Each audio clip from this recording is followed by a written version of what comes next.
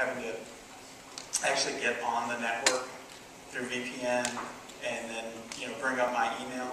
Now, if it's, again, a large PowerPoint, doesn't matter what the file is, it's sitting on a Google server.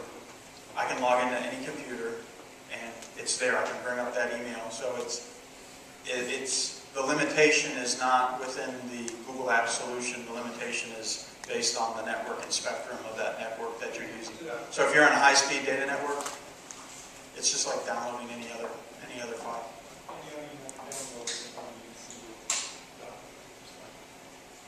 Yeah, well, yeah, you would have to, using Google Docs, your documents would be in the cloud as well, so it would be the same thing downloading it. But if you wanted to send that document to somebody, it would just be, you wouldn't have to download it. It would be in the cloud. You would push that document in the cloud to whoever you're going to via email, so you wouldn't even have to download it. Hope I answered that well. Yes, sir. Microsoft document? Not a problem. So works well with Microsoft Office, and then most of the Android products now that are coming out come with a solution. Most of them have Quick Office, so the ability to view PowerPoint, Excel, Word, and PDF files is not a problem.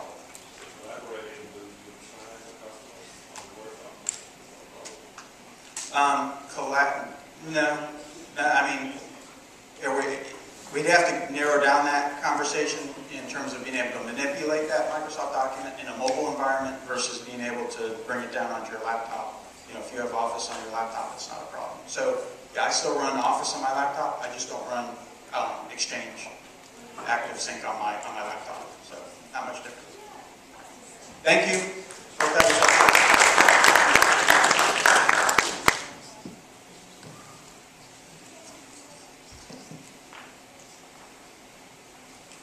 Okay, so we're bringing all of these raffle prizes down front so that you all can see all the different kinds of cool things that we have and that we're going to raffle off. But before we do that, we've got a Q&A and a discussion. So if we can bring our Motorola and productivity team and our Home Depot team sort of up front and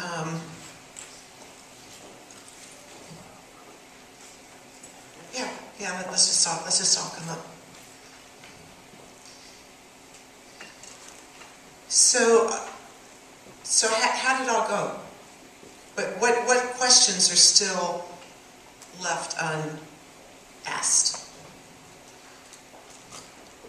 Yes.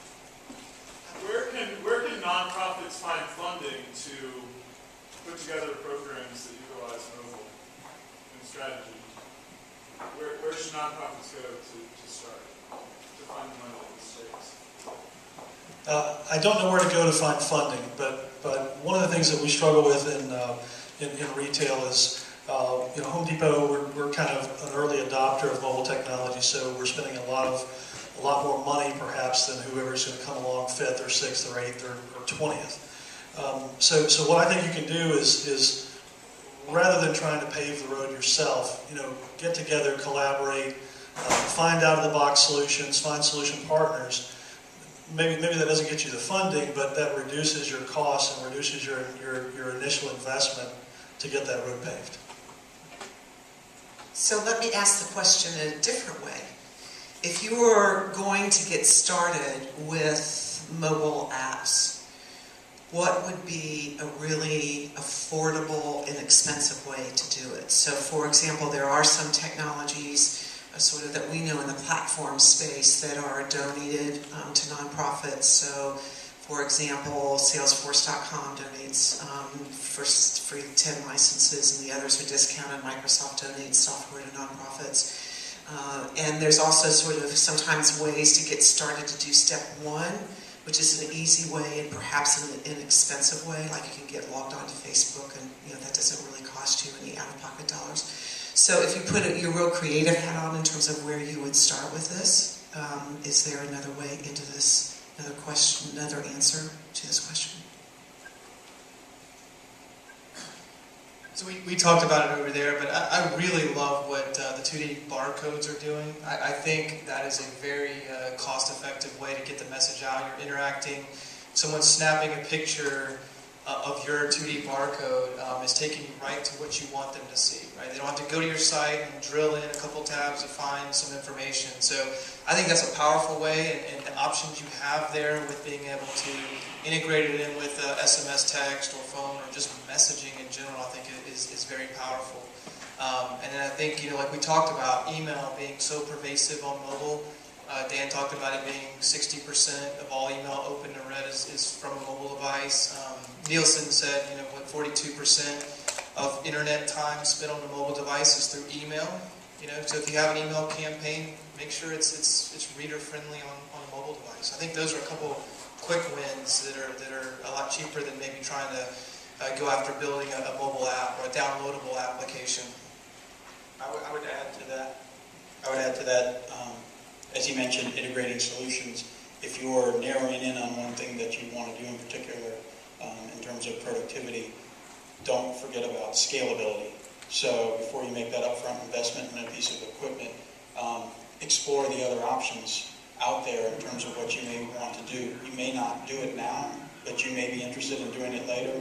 So, think about scalability down the road before you, again, sink a lot of money into a piece of equipment. Yeah, I just wanted to add real quickly that for smaller nonprofits, you don't have a huge budget to go out and get a big team to develop something that's going to be part of your mobile marketing capabilities. So I just would mention that there is a lot of free agent talent out there, people who are self-motivated that can do really very good work. So I just encourage you to take a look at, there are guys who have their resumes online, or they have 10 different applications they put up at the App Store, and you can kind of judge what their talent is. So that's one way to do things affordably. If I were building if I were putting together a mobile strategy for a nonprofit, I would probably start with some of the less expensive options, which means I would start with probably SMS, 2D barcodes, do a mobile optimized website. These are all things that are very easy to do. After that, then you start looking at applications. Look at out-of-the-box applications first. There are many companies out there today that will sell you a piece of software where you don't have to go out and do a bunch of custom development, that they've already got out-of-the-box solutions. And then hybrid applications, which gives you kind of that native experience, but it just shows your website inside of that native application. That's very easy to do and very low cost. So one of the things that I've heard over the last week as I've been traveling around and people have been talking about the new technologies and things is the power of going and asking a digital native to do some of this work. So we at TechBridge, we use a lot of volunteers now. A lot of times free is not free because if a volunteer doesn't do what you want them to do and doesn't make it supportable after they leave, it's not a good thing. But on the other hand, what we know is, like people in my generation, we are digital immigrants in terms of, what we know how to do and how we're doing things. So what we hear is that when people want to bring new technology on, they go to the digital natives and they say, we need this, what do you think? Go help us build it. And it's pretty amazing, what gets built. So, and there are a lot of people like that, that you can, put that out there and put it out in your network and say, we need some help with this, and see who shows up. Thank you. Okay. I Go was ahead. supposed to make a comment of asking your vendors. You all have microphones there, and there's a button there that if it says speak, then everyone can hear you. Thanks. Sorry, I was just going to say that also asking your vendors and asking your carriers if you provide any types of discounts specifically to nonprofits. Verizon specifically offer extra incentives to our nonprofits because we do know that you guys are so tight in your budgets, but that many organizations have that built in. So asking if you can buy off any type of government contracts or any type of things that never hurt staff, would be really interesting to find. Oh, yeah, we were talking about that the Android applications that so many already exist that you don't have to build from the ground up, that are out there, that are free, that you can find potentially one that's already usable for you. And that's any carrier, that offers an Android operating system, operating device, not just Verizon. So the idea here too is that As we've, there's a whole group of applications out there called open source where the technology is really available, and that's one of the things we also see, that there are different places where applications that are being developed, and they're also open and they're free, and a lot of times they're free to nonprofits. So there's a really good group, if you don't know, of N10, they're out in California, and they have a wonderful website there. They always do a lot of things about, how to get a hold of things and where the networks are. So if you had some ideas about how to be able to do that, go into n10.org and see what they're doing as well. So it's pretty amazing, because what happens is that this technology is very viral, and it works like a network. So when it's there and it's open and it's available, it's pretty cool stuff, and that's how a lot of the stuff is operating. Think about the music industry of being able to download. A lot of these things that are getting built are kind of like that as well, in terms of what people are building and what you can have access to. Okay, yes? In terms of revenue, how big is the pie coming to our industry specifically through these platforms? What's the target at this point in terms of types of dollars being raised using these platforms? I don't know. The only research that I have seen is Philanthropic Digest did a survey and asked nonprofits how much money they raised with Twitter and Facebook and social media strategies, not specifically mobile, and they had over 1,000 respondents, and basically less than 100 people said that they raised anything, and if what they raised was really less than $100.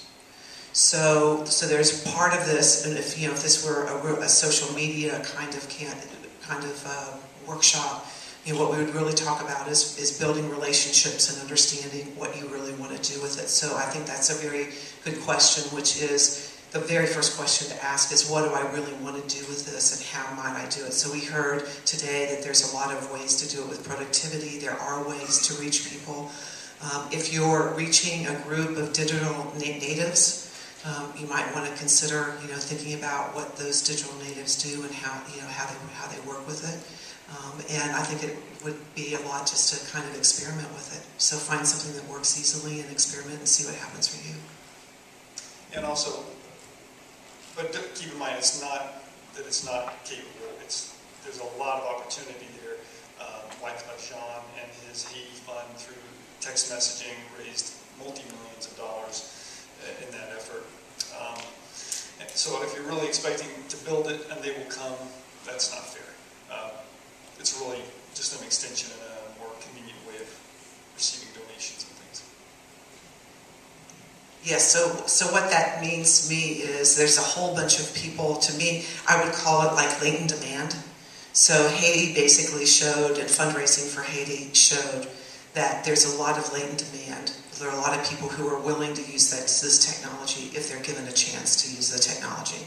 And one of the things about when you ask nonprofits about doing it is perhaps very much sort of a fear of it, not understanding how to be able to use it, and not really understanding how pervasive this really is. So one of the cool things today is when you listen to what the Home Depot is doing and what Motorola is doing, what we know is everybody's using the technology, everybody's being able to do it. So I think as nonprofits, all we have to do is say, let me find a good way to jump in right now. And the question is not how much are other people raising, but how much can I raise and how can I reach the people, because I do know that this technology is there. We do know that this technology is being used, and nobody's using it yet, so it's a huge opportunity. I was just going to add that this is still very early on for this technology. This is just the infancy of this technology. What you're going to see happen, though, over the next 5 years is the adoption of the mobile wallet. So my credit cards are going to go away. How I pay for things is going to be dramatically altered. You're going to see Apple, Microsoft, Google, PayPal. These are going to start being the payment engines much more so than Visa, MasterCard, and American Express in my checkbook. So what you're going to see really is within the next 3 to 5 years, people are going to be accustomed to using their phone to pay for things more than they use their wallet. So this is still early in the game. but by getting in early, you position yourself to be ready for this evolution where the $6 trillion payment industry, we're estimating somewhere between 25 to 50% of that $6 trillion is going to start going through